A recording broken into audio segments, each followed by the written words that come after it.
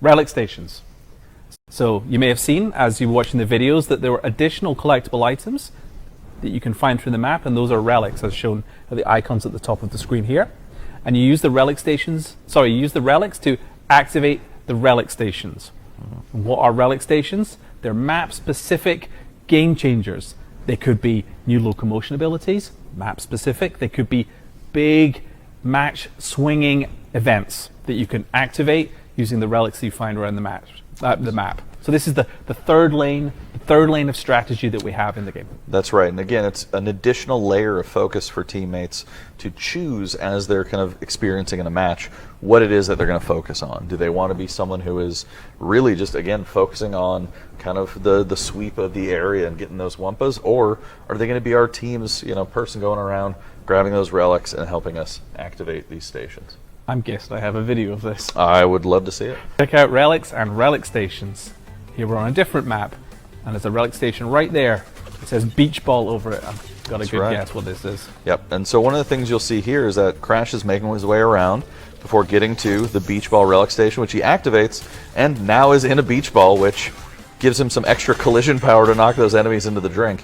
You'll also see one of your teammates using a beach ball, and one of the really great things about this relic station is that when a teammate activates it, it leaves it open for a period of time so that your fellow teammates can interact with it, also getting that awesome beach ball ability. Exactly. These are super. We had so much fun making these relic stations. There's so much to draw from the Crash franchise, and absolutely, and Crash 4, and we just poured that fun flavor from the franchise into these. And what's great is that each map has a unique set of these relic stations, and so map to map you're discovering new strategies, you're discovering new ways to play, and new focuses for your team to really hit on. But one of the things that's really cool is that while there are all these smaller relic stations, there's one central epic relic station. You want to tell them about epic relic stations? What do you just say that again? Epic relic stations. That's right. Sure, yeah. So every map has an epic relic station. It certainly costs a lot more relics to activate, so it's going to take a lot of team effort to gather those relics, deposit them in that relic station over time to activate it, but it can have a real game-swinging effect. Absolutely, and we'll see this in the next video here.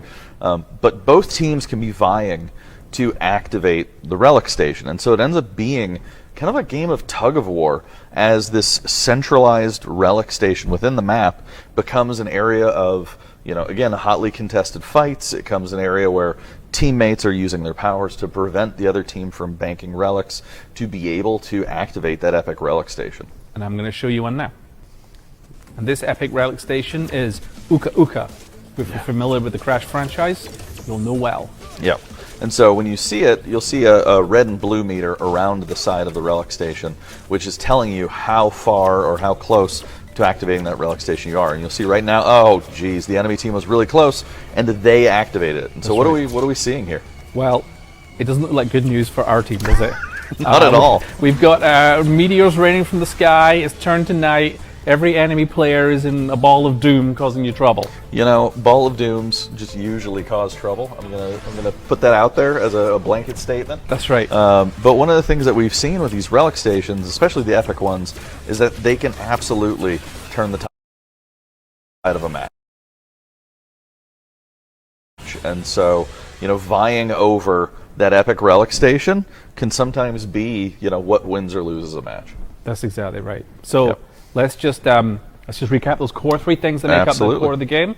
Scoring with Wumpa and crates, dropping it off at your bank to score. You've got the gem pads. They're adding the boost to your scoring potential. And then third strategic lane of the relic stations, map-specific game changers that you can activate by collecting relics that you find around the map. Yep.